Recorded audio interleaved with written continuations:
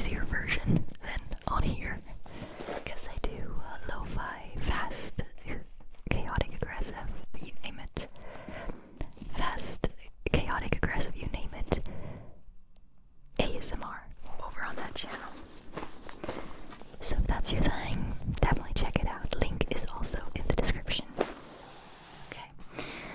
So what I'm currently making sounds with here is an item that a lot of you are probably quite familiar with, especially if you're the OGs of this channel, which I appreciate a lot. I appreciate your loyalty. You might be able to guess the item just from the sounds. What could it be? It is, of course, the crinkly, rubbery bathtub pillow that I've used almost countless times in my videos. If you're new here, that's what it looks like. This is what it sounds like. Oh, this reminded me of the, wait, is that actually how the lyrics go? This is what it sounds like. I think so. The K-pop Demon Hunters. Okay. Never mind, never mind. Let me make some more subtle background sounds here as I talk to you guys. Continue talking to you and continue whispering deeply, deeply into your ears. I am subtly scratching an object in the background. You might be able to hear it. It's a really soothing sound. I hope you enjoy it. It's November, guys. To be fair, for you it's November. For me it's October still. Because I'm pre-recording videos whenever I can. But by the time this goes live, and by the time that you guys see it, it's gonna be at least November. And that's pretty crazy to me. It's already really cold. It's October now. It already feels like November for sure. Maybe you're one of those lucky people that where you live, it's still summer or summery. I imagine, you know, those of you who happen to live in Hawaii, for example, you guys just have perfect weather all year round, don't you? Or maybe not perfect. Does it get too hot in the summer? I mean, it's an island, so you probably have a fair amount of wind almost all the time. I don't know. It's really nice. It's nice to just wear shorts and flip-flops all year round. I would not mind. I mean, I appreciate the seasons, don't get me wrong, because you appreciate summer more when you've had the cold before. When you've had cold weather before, you appreciate the warm weather more in spring and everything. But sometimes it would be nice not to have to wear like 5 layers of clothing before you leave the house. It would be nice to have sun in winter and all that. But hey, I won't complain. Our weather here is pretty okay. We don't tend to get too many extremes. I'm pretty grateful for that. A nice vacation to a tropical island would be really welcome right now, though. So that happens to be a place where you live. I hope you appreciate it. Or maybe you want to switch with gray cold Germany right now. Yeah, you probably, let me tell you, you don't want to switch. It's okay though. Let me move on to the next sound. By the way, this was another classic. It was the texture perfume bottle. Lovely sound. We could also just play a game of Guess the Trigger here. This next trigger, I don't want it to be too loud because this is primarily a whisper video and I don't want it to be like equally a sound assortment and a whispering video. I really just want the sounds to be super subtle in the background, not taking up too much of the spotlight. These are little hacky sacks. They're officially juggling balls, but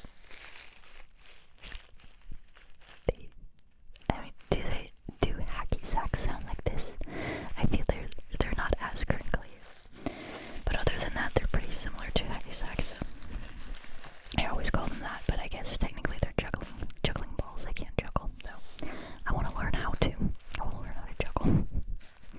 I just decided I want to learn a couple of new skills because it's just very rewarding to learn something new and to suddenly be able to do something that you weren't able to before. So one of these things is juggling. I have a whole list. Let's see when I actually get to it. I don't think juggling is too hard, actually. As with everything in life, or 99% of the things in life, it's, practice. You just need to practice. You need to practice regularly, and then you usually become pretty good at almost anything. So I think juggling is the first thing on the list. It's not too difficult, not too complex. I actually don't remember right now what some of the other things on this list are, but maybe some of you are wondering right now. I can imagine some of you are wondering and would like to know. And I actually have to look this up because I literally can't remember, which is weird. Wait a minute. Oh, right. I want to learn how to properly type on a keyboard, like a computer keyboard, not the instrument. I wouldn't have said type if it were the instrument, but just for clarification. I want to learn how to do the 5-finger typing, the actual one, and I want to just become a little more efficient at typing. I found a cute app. I already downloaded it onto my computer. It's for kids, but that's okay. If you're an adult and you don't know how to 5-finger type, or 10-finger type, I guess, there's no shame in that. There's no shame in that. You can learn this at any time, and it is a pretty good app. Oh, if I could remember right now what it's called, I would totally tell you. But if you happen to have an Apple computer, I mean, this makes most sense to learn on a computer, right? Maybe a tablet if you have an actual keyboard, but obviously this is not a mobile app or something. Although for some reason it might exist as one, I have no idea. But if you have a desktop computer or a laptop, it happens to be Apple, and you go to the App Store and you just type in typing or something, you should come across the app. It's free, completely free of charge, by the way. Anyway, so that's another thing I want to learn how to do. I just started on that. I haven't started on the juggling. I've started on the typing. I want to relearn, because I used to be able to do it, how to solve a Rubik's Cube. I was able to do this. I just forgot the algorithms. I want to memorize them again. Also, this might be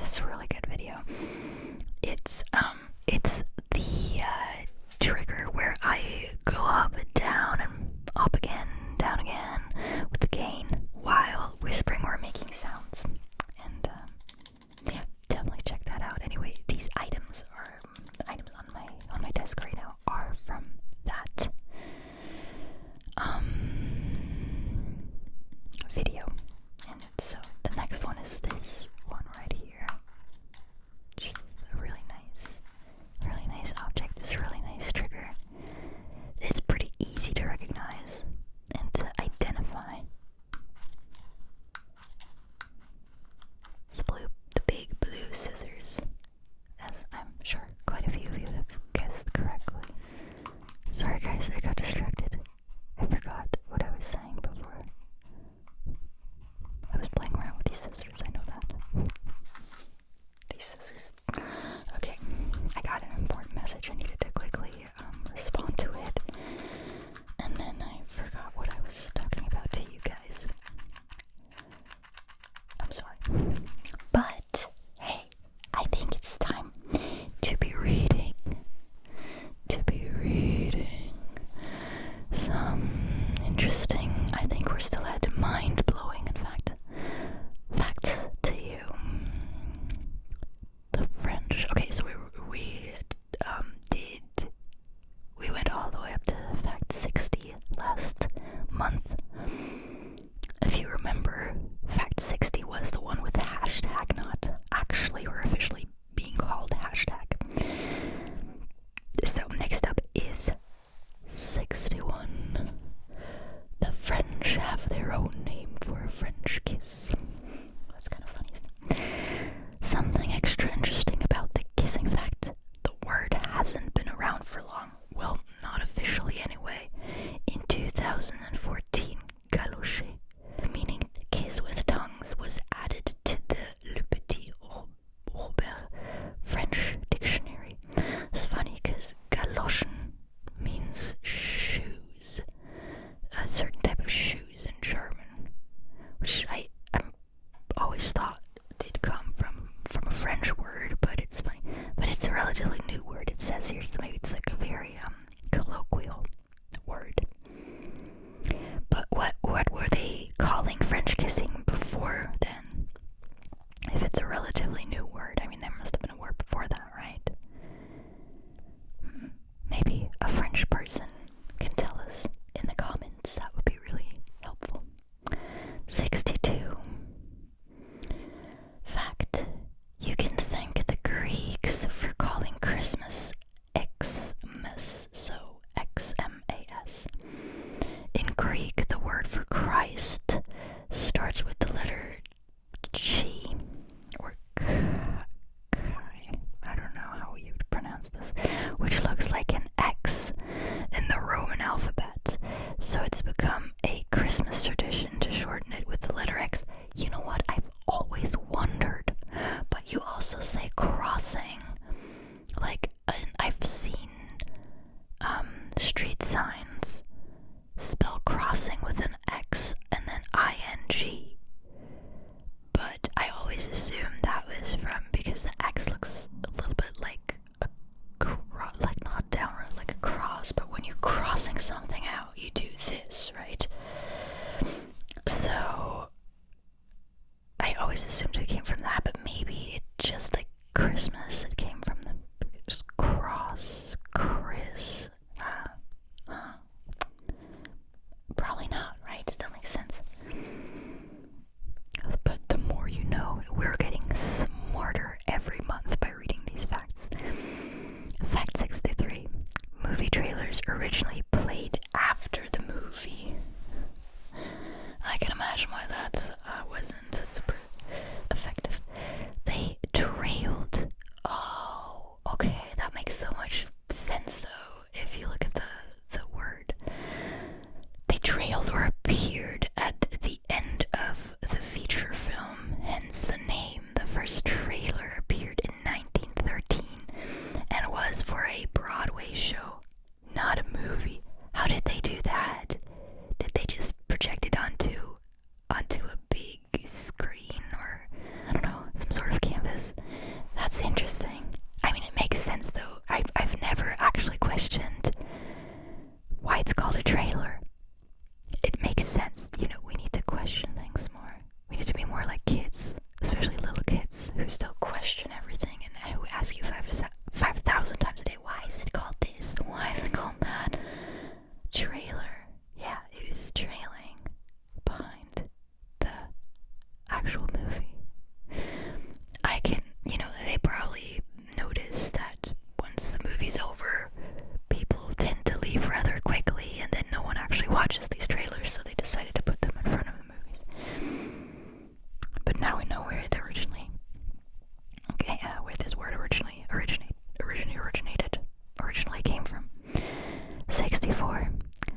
Mercedes invented.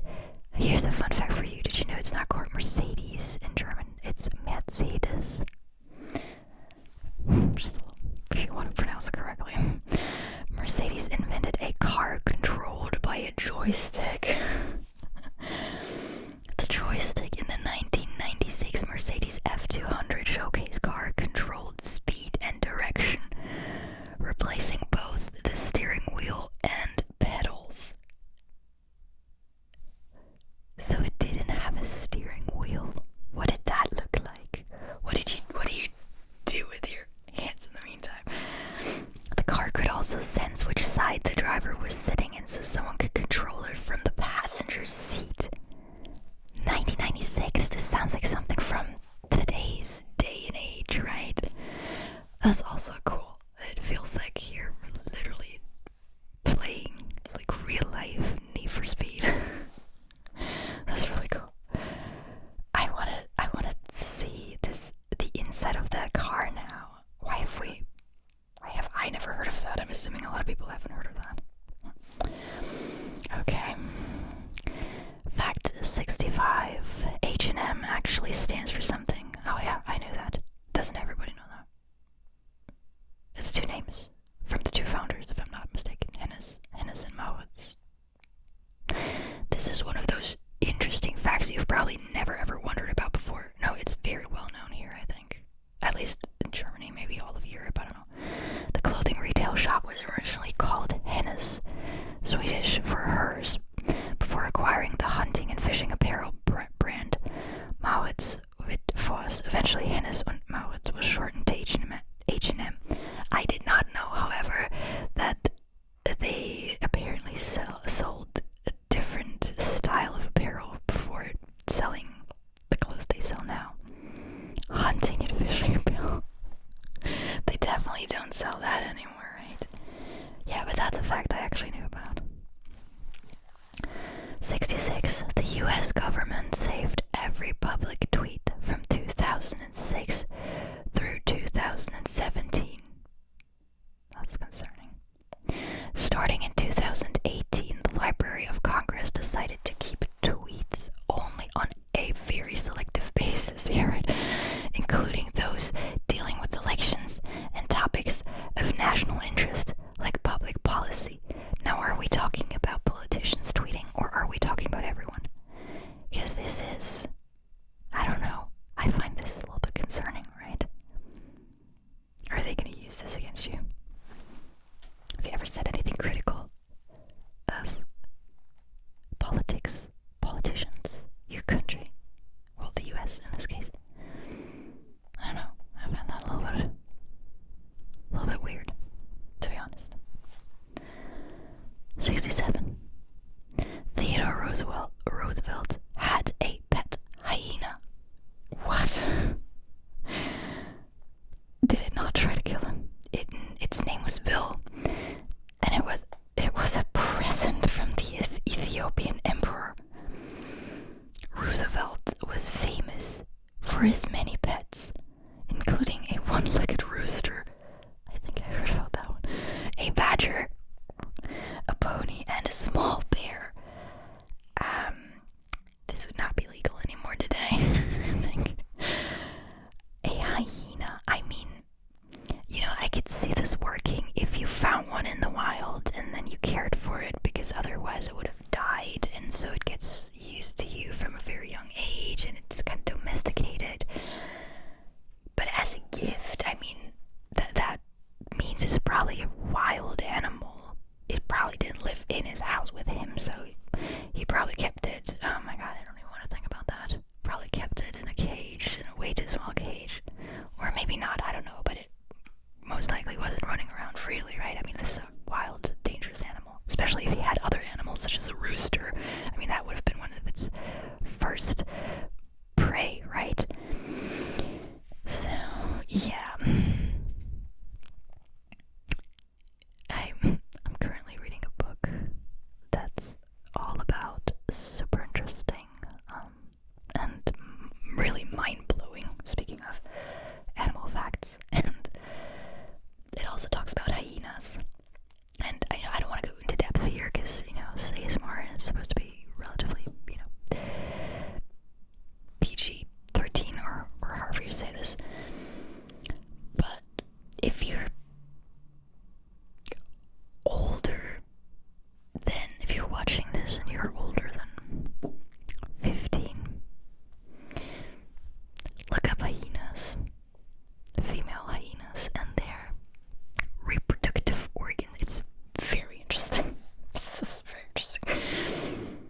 Okay, 68.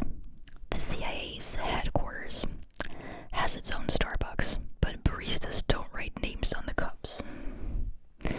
Its receipts say store number 1 instead of Starbucks, and its workers have to undergo extensive background checks and need an escort to leave their work posts. Yeah, I mean, that's not surprising. The CIA's into Starbucks, really? Couldn't you? I mean, I'm assuming you could get much better coffee than that in the headquarters, right? It's a little disappointing that they go for Starbucks. I wonder why that is. 69. Giraffe tongues can be 20 inches long. What's 20 inches? No one knows that. Let's see. For all the rest of us who use the metric system, that's 50 centimeters, almost 51. Wow. That's a lot. I mean, I knew they had long tongues, you can tell, and it makes sense evolutionary wise that they're long, but that long was pretty surprising. Their dark bluish black color is probably to prevent sunburn, because the tongue is out so much it would burn otherwise. That's a little bit cute. Imagine getting sunburn on your tongue. Oh, that's gotta be so painful. Okay, I'm gonna stop here. Next fact would be 70. This is great for next time. I hope you enjoyed this, you guys. I hope this gave you lots of tingles and helped you